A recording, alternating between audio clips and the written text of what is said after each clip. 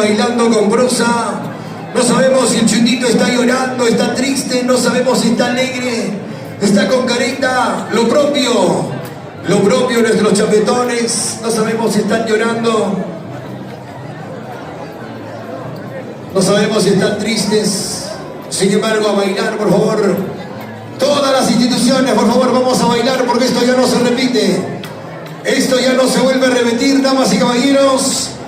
Nuestras instituciones se juntan con nuestras dos grandes orquestas. Charapita.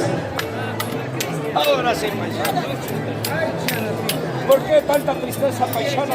Seguro que hay que tener látigo al paisano.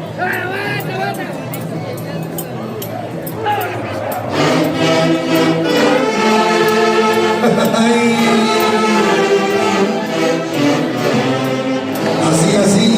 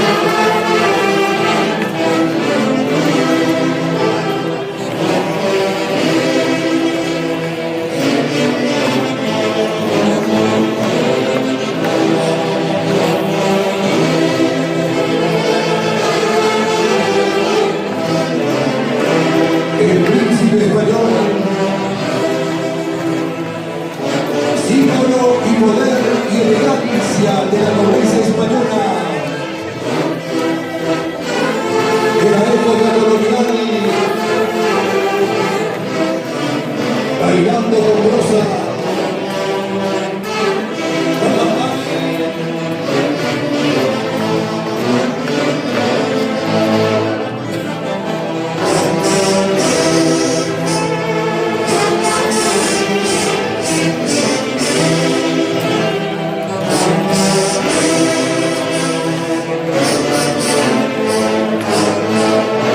El chundo elegante con picardía, alegría y mucho carisma.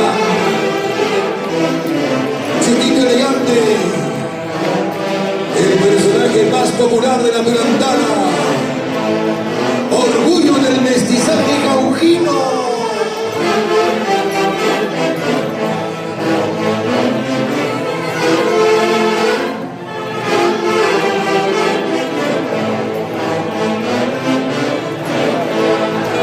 Así.